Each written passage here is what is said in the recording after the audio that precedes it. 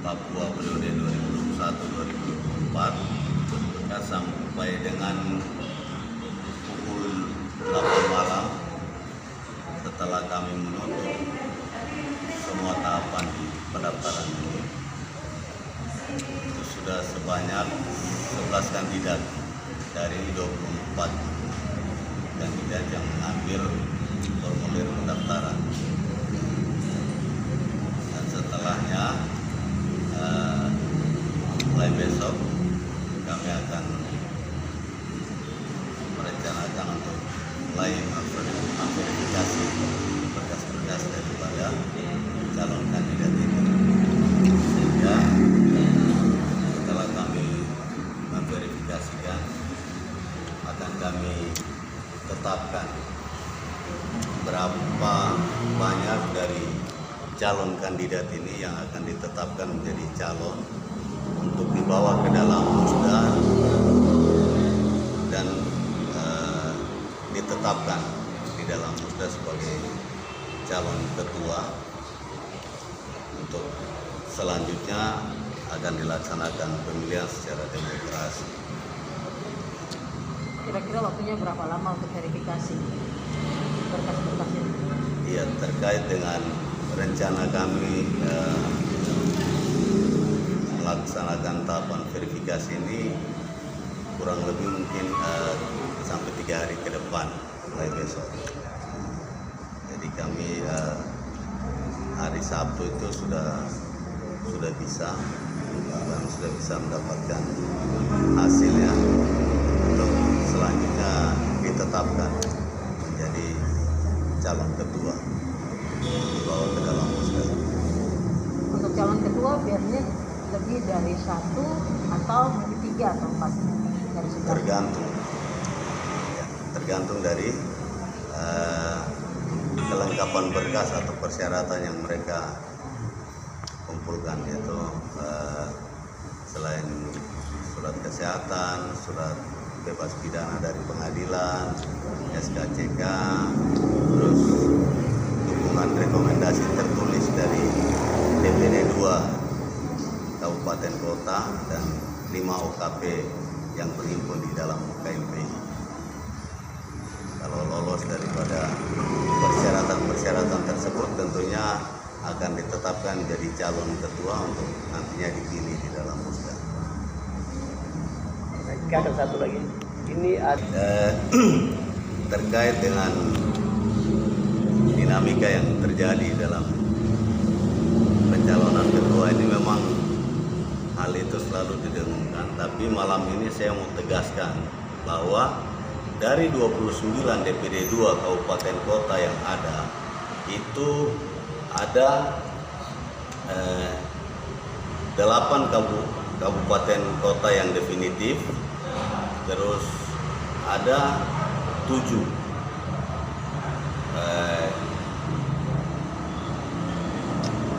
pengurus DPD 2 yang diperpanjang SK-nya karena masa jabatannya sudah berakhir, namun diperpanjang 6 bulan ke depan untuk pelaksanaan musda ini, dan ada sekitar 6 yang menjabat karateka.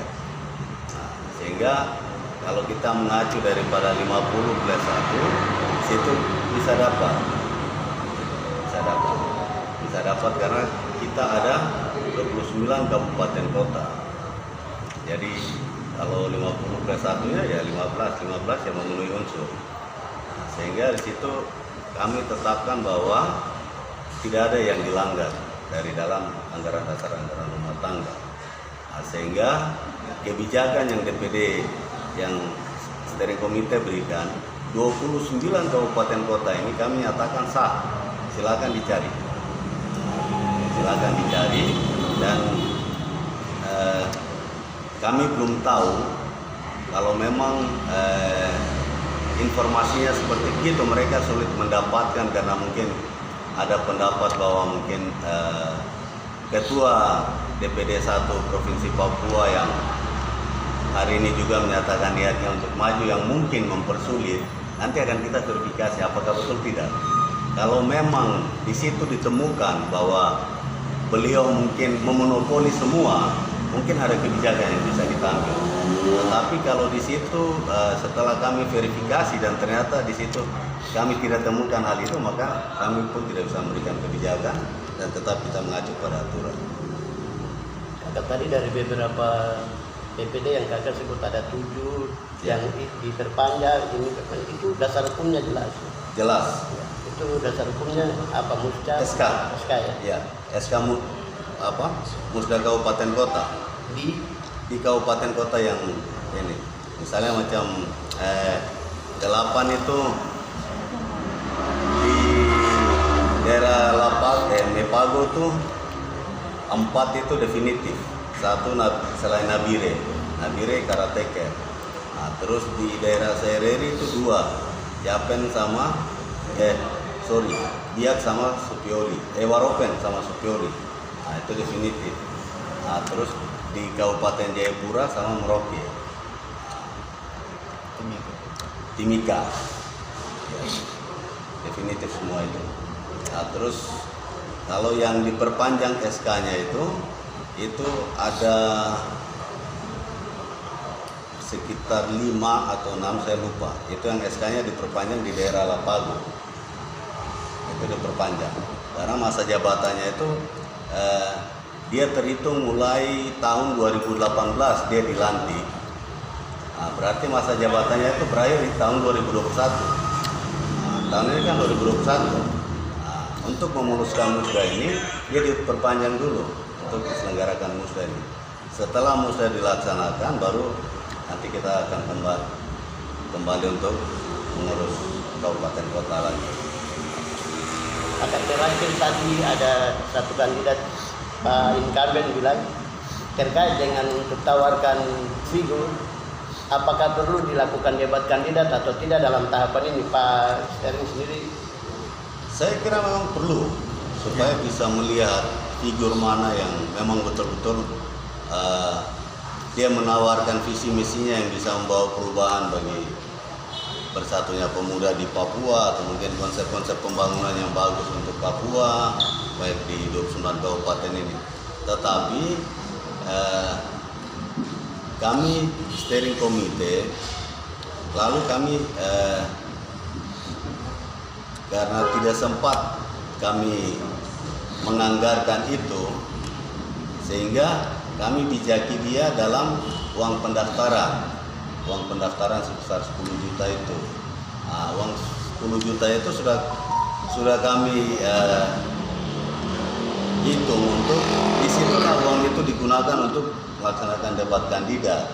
Nah, tetapi karena terlalu banyak pro kontra di dalam KNPI dan banyak serangan dari teman-teman OKP yang selalu mempertanyakan uang 10 juta itu untuk apa segala. Nah, di situ sehingga kami bertujuh menyepakati untuk ya sudahlah, ini tidak perlu kita umbar di depan umum uang ini untuk apa. Yang jelas penggunanya itu jelas, akan tetapi karena terlalu banyak perdebatan sudah kita batalkan aja, sehingga hari ini memang kami dari steering komite ya kami menyepakati untuk tiadakan debat kandidat karena memang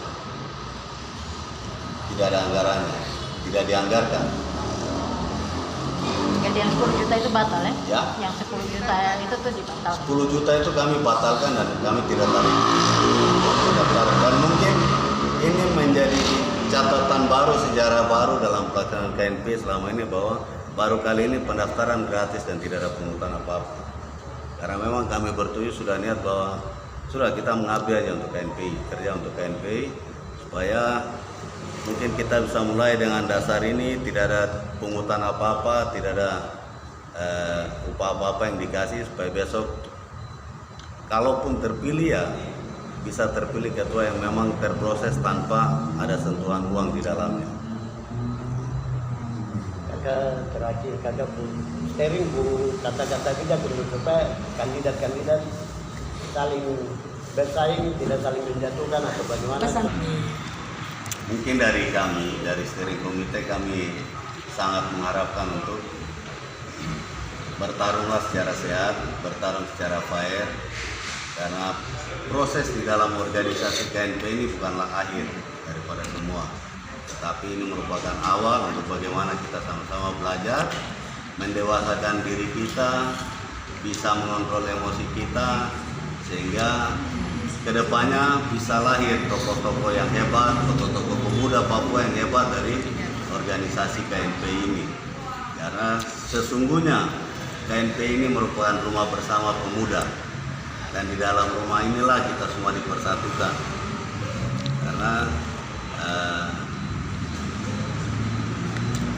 Karena awalnya itu kita semua berjalan bersama, dan hanya karena saat ini masing-masing ingin menunjukkan kebolehannya dalam memimpin KNP ini, sehingga saya kira ini merupakan sebuah dinamika yang sehat, sebuah bisa memunculkan pemuda-pemuda yang punya daya juang, punya visi yang bagus untuk maju dalam kancah kali ini.